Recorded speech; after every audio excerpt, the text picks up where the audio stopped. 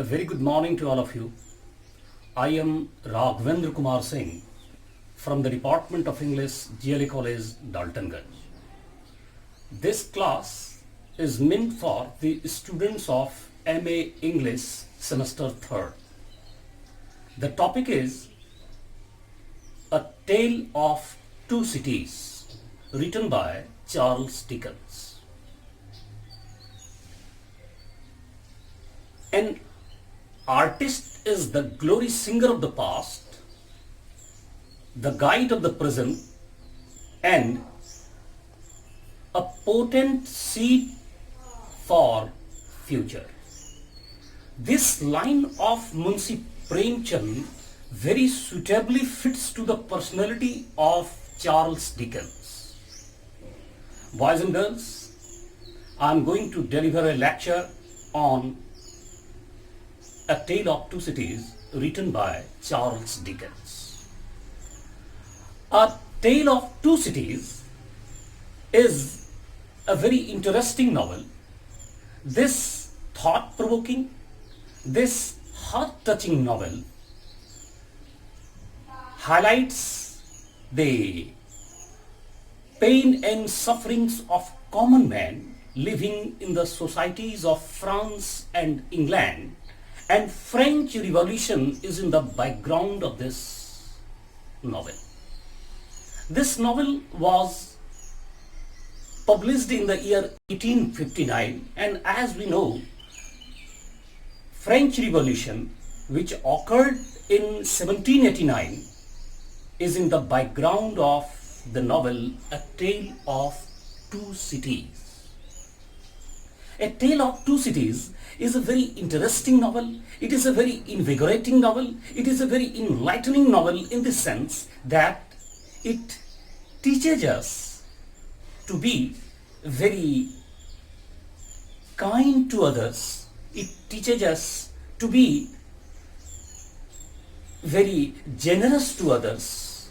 It teaches us to have the keys of love and sympathy, with the help of which we can unlock the heart of the poor, the downtrodden, and the marginalized sections of society. Let us talk about the title of the novel. The title of the novel is A Tale of Two Cities. The word a tale means a story.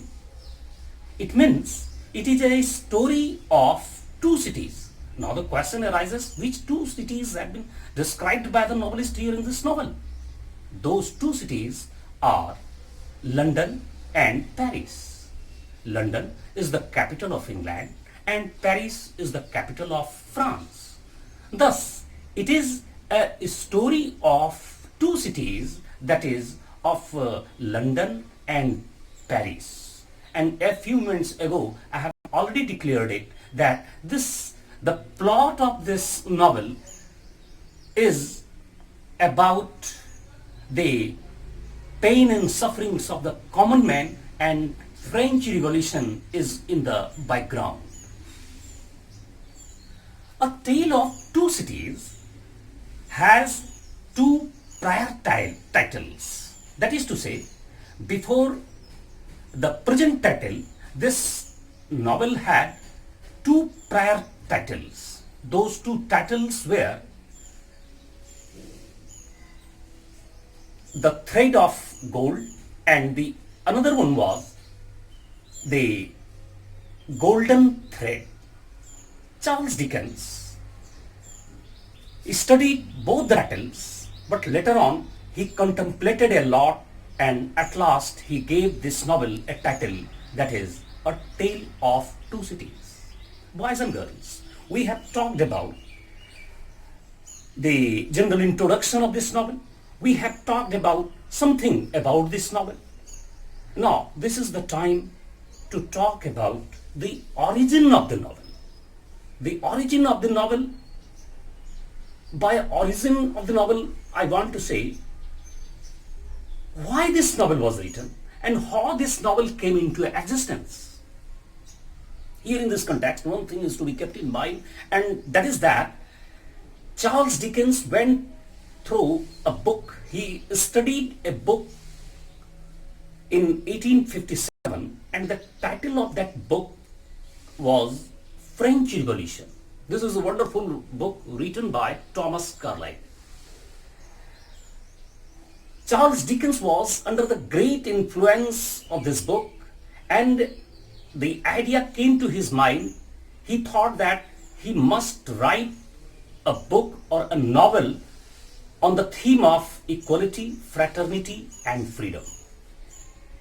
With the passage of time, once Charles Dickens was acting in a drama along with his children and friend, and the title of that drama was The Frozen Dream.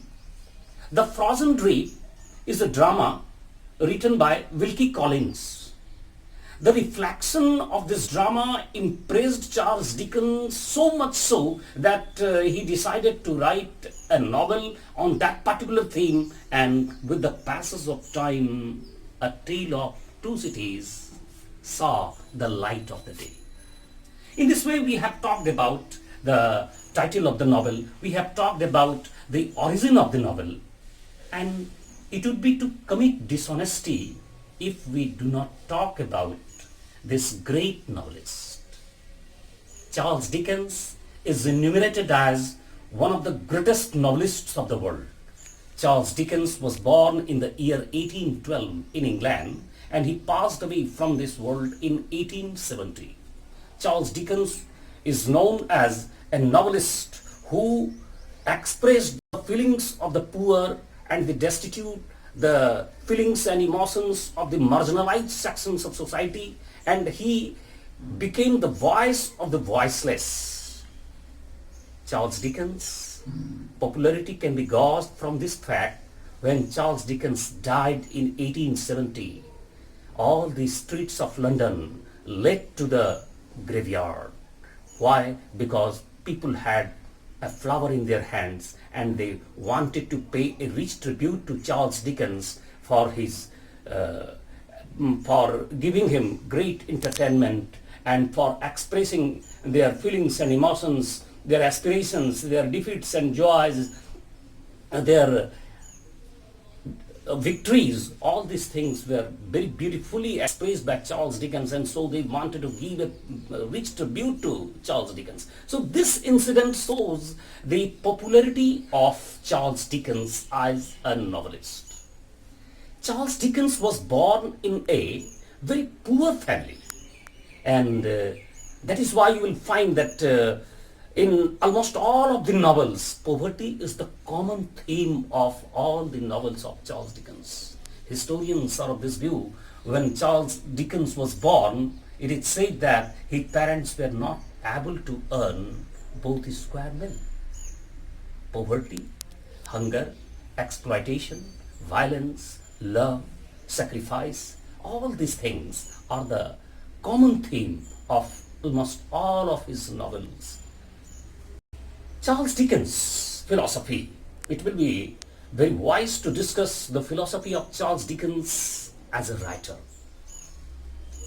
To Charles Dickens, literature is not merely a source of entertainment. To him, literature is a source. Literature is a weapon with the help of which one can bring about many changes in society. So, in the eyes of Charles Dickens, literature is meant for entertainment, but entertainment is not the only purpose of literature. He was of this view that literature must encourage the person to search the solutions of life. He wanted to say that life has problems, and those problems are to be solved through literature, and that's why when you go through his novels, a kind of consciousness is generated. When we go through his novels, we come to know about a sort of awareness we get by going through his novels, and that's why Charles Dickens is known as one of the greatest novelists England has ever produced. So, Dickens' philosophy was to impart something to the society so that It may give social empowerment. It may give educational empowerment. It may give political empowerment. And almost all of the novels of Charles Dickens are blessed with all these capacities. Now, I would like to throw light on some of the novels written by Charles Dickens. Pickwick Papers is known as the first novel written by Charles Dickens. Before the publication of Pickwick Papers, what happened? That Charles Dickens was very much devoted to journalism. Of course, Pickwick Papers was not a great success, but it convinced Charles Dickens that he could become a great novelist, and this confidence or this conviction generated in him a fire to go ahead in life, and he devoted himself fully to novel writing. Some of his famous novels are David Copperfield, Oliver Twist, Great Expectations, Hard Times, A Tale of Two Cities, The Old Curiosity Shop. In all these novels, what we find: poverty, hunger, corruption, hatred, love, sacrifice, reconciliation, mutual understanding. All these things are the themes. Now, the question arises as to what Charles Dickens wants to say through the novel A Tale of Two Cities. As I have said earlier, that poverty is the common theme of almost all the novels of Charles Dickens. According to Charles Dickens, poverty is the breeding ground of almost all the evils in society, and therefore he wants to suggest the reach of the society to mitigate the social inequality. In some of his novels, he talks about the theme of love, and it has been described in this present novel also. The theme of novel is very powerful here in A Tale of Two Cities. Two boys have fallen in love with the same girl, and through the love of Charles Darnay, he wants to prove that love means something platonic, something eternal. And through the character of Sidney Carton, he wants to say that love means nothing but surrender, means dedication. By the sense of sacrifice here in this novel, when Charles Darnay is in danger and he is the husband of Lucy Manning, and when Sidney Carton sacrifices his life on the altar of Lucy's husband, he saves the life of Lucy's husband. It shows the sense of sacrifice. So poverty, love, and sacrifice are at the nucleus of this novel.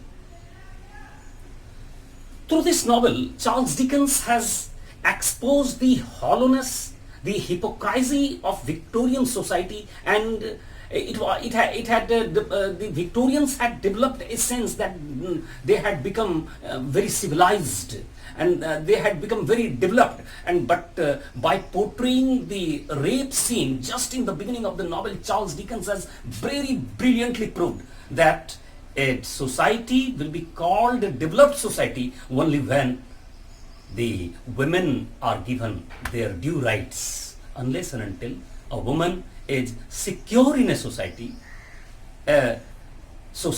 will not be called a developed or a cultured or a very civilized society. It will never be called. Charles Dickens wants to say through these novels. Through these novels, Charles Dickens has highlighted the pain and sufferings of the common man living in the societies of France and England, and he wants to say that unless and until the problems of the common man are solved by the system, sure and certain there will be the violence in the society. The sense of revolt has also been highlighted by Charles Dickens. He says that violence is not the solution of the problem. And he says repeatedly that by violence we cannot establish peace in society. Rampant corruption in the societies of France and England is also at the center of this novel.